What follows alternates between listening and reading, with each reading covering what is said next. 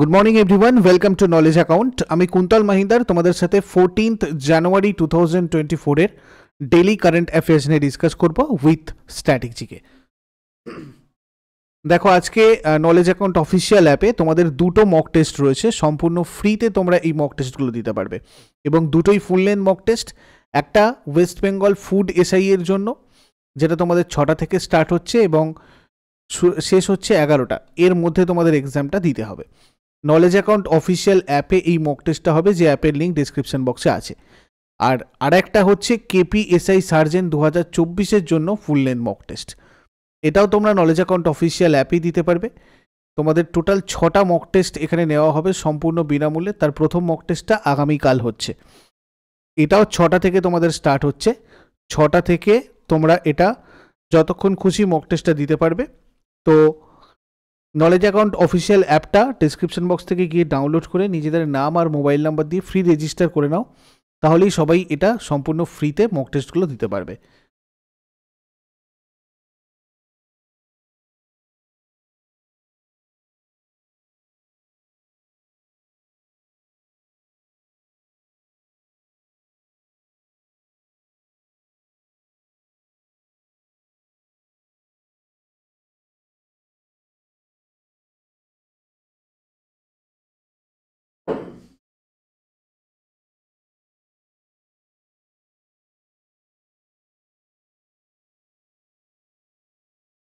দেখো, আজকে প্রথম যে প্রশ্নটা তোমাদের সাথে আলোচনা করব, দীর্ঘতম সেতুর নাম কি?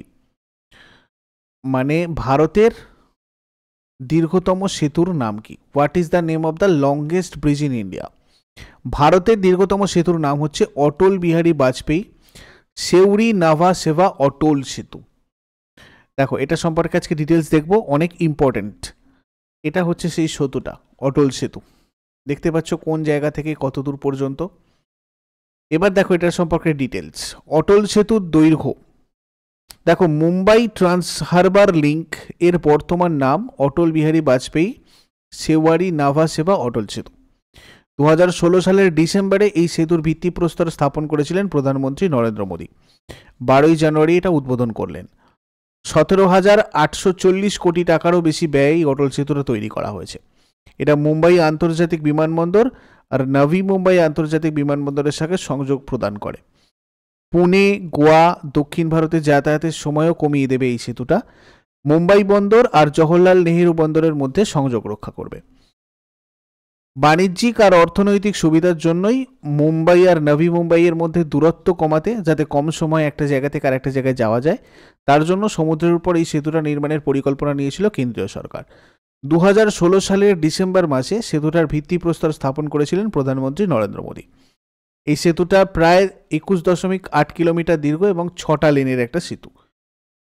16.5 কিলোমিটার দীর্ঘ সমুদ্রের উপর নির্মিত। টোটাল 16.5 কিলোমিটার প্রায় দীর্ঘ সমুদ্রের উপর নির্মিত। এটা দেশের দীর্ঘতম সেতু। অটল সেতু নির্মাণে প্রায় 1,77,903 মেট্রিক টন ইস্পাত এবং 5,04,253 মেট্রিক টন সিমেন্ট ব্যবহার করা হয়েছে। নেক্সট কোয়েশ্চেন, স্বচ্ছতা সুরবেক্ষণ 2023-তে 1 লাখের বেশি জনসংখ্যার বিভাগে কে সবচেয়ে পরিচ্ছন্ন শহরের পুরস্কার পেয়েছেন? পরিচ্ছন্ন শহরের পুরস্কার পেয়েছেন ইন্দোর এবং সুরাট।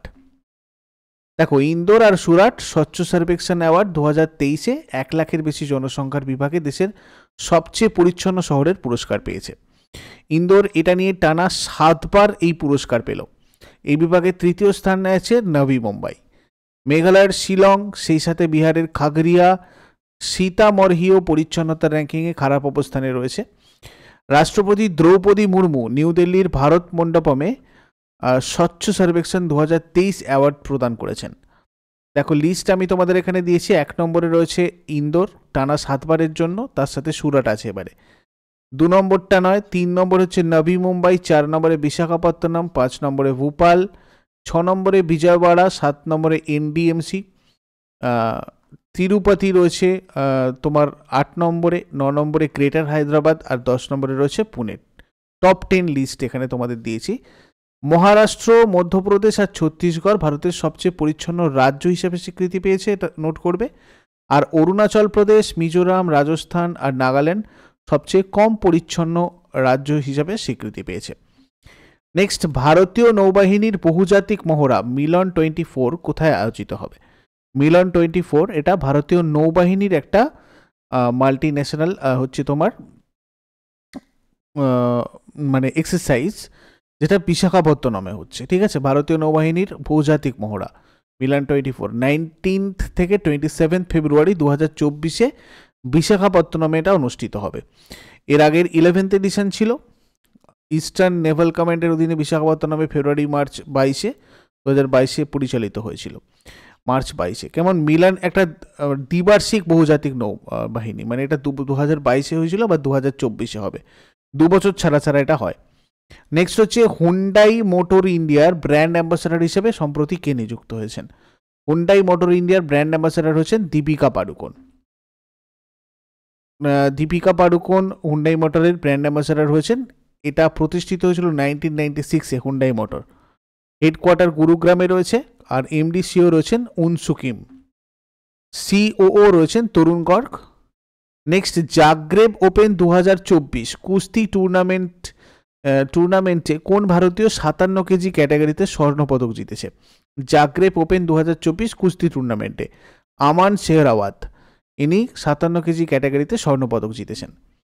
বর্তমানে এশিয়ান চ্যাম্পিয়ন আমান শেহরাওয়াত ক্রোয়েশিয়ার জাগ্রেব ওপেন 2024 কুস্তি টুর্নামেন্টে পুরুষদের 57 কেজি ক্যাটাগরিতে এটা পেয়েছেন। র্যাঙ্কিং সিরিজের এই সংস্করণে এটাই ছিল ভারতের প্রথম পদক, আর আমান শেহরাওয়াত হরিয়ানার একজন কুস্তিগির। নেক্সট, আন্তর্জাতিক হকি ফেডারেশন হকি টুর্নামেন্ট সম্প্রচারের জন্য কার সাথে একটি চুক্তি স্বাক্ষর করেছে? দেখো, ভায়াকম 18-এর সাথে চুক্তি স্বাক্ষর করেছে একটা আন্তর্জাতিক হকি ফেডারেশন হকি টুর্নামেন্ট সম্প্রচারের জন্য। এই চুক্তিটা 2023 থেকে 2027 এর মধ্যে করা হয়েছে, মানে পর্যন্ত থাকবে আর কি, 2023 থেকে 2027। এতে FIH নেশনস কাপ ছাড়াও সমস্ত FIH ইভেন্ট অন্তর্ভুক্ত রয়েছে। Viacom 18 media private limited is an Indian media company based in Mumbai, এটা মুম্বাইয়ের একটা কোম্পানি। নেক্সট, সেরিং তোবগে কোন দেশের প্রধানমন্ত্রী পদে পুনরায় নির্বাচিত হয়েছেন? সেরিং তোবগে ভুটানের প্রধানমন্ত্রী পদে পুনরায় নির্বাচিত হয়েছেন। ভুটান আনুষ্ঠানিকভাবে ভুটান রাজ্য দক্ষিণ এশিয়ার স্থলবেষ্টিত একটা রাষ্ট্র। ভুটানের অধিবাসীরা নিজেদের দেশকে মাতৃভাষা জংখা ভাষায় দ্রুক ইউল বা ব্রোজো ড্রাগনের দেশ নামে ডাকে। এই দেশটা ভারতীয় উপমহাদেশে হিমালয় পর্বতমালার পূর্বাংশে রয়েছে। ভুটান উত্তরে চীনের তিব্বত অঞ্চল, পশ্চিমে ভারতের সিকিম ও তিব্বতের চুম্বি উপত্যকা, পূর্বে অরুণাচল প্রদেশ এবং দক্ষিণে আসাম আর পশ্চিমবঙ্গ দ্বারা পরিবেষ্টিত। রাজধানী থিম্পু, রাজা রয়েছেন জিগমে খেসার নামগিয়েল ওয়াংচুক, আর কারেন্সি হচ্ছে ইনগালট্রাম এবং ইন্ডিয়ান রুপি।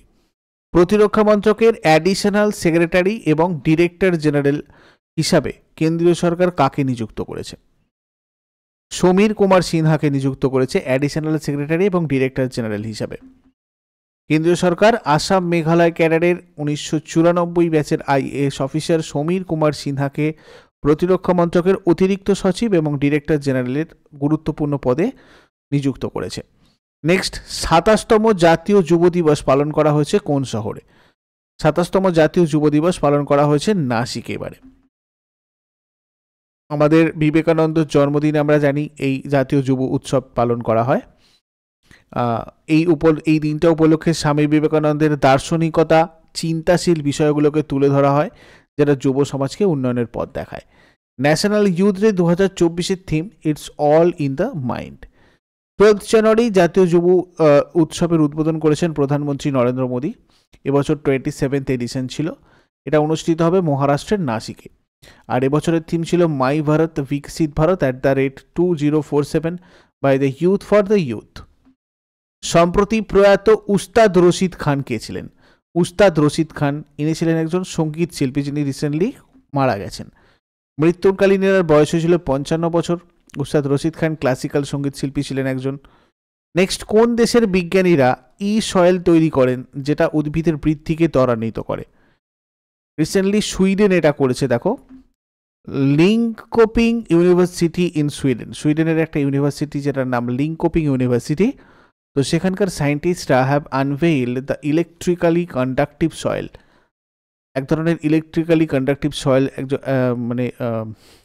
মানে আনভেইল করেছে to foster exceptional growth in crops, যেটা মানে যে কোনো শস্য উৎপাদনে দ্রুত বৃদ্ধিতে সাহায্য করবে বেসিক্যালি।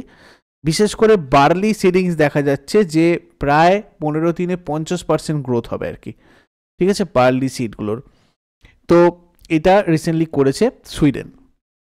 এরপরে আমাদের আগের দিনের হোমওয়ার্কগুলো একটু মিলিয়ে নেব। ছোটনাগপুর মালভূমির সর্বোচ্চ শৃঙ্গের নাম হচ্ছে পরেশনাথ পাহাড়, আর সৌরজগতের ক্ষুদ্রতম গ্রহ বুধ গ্রহ।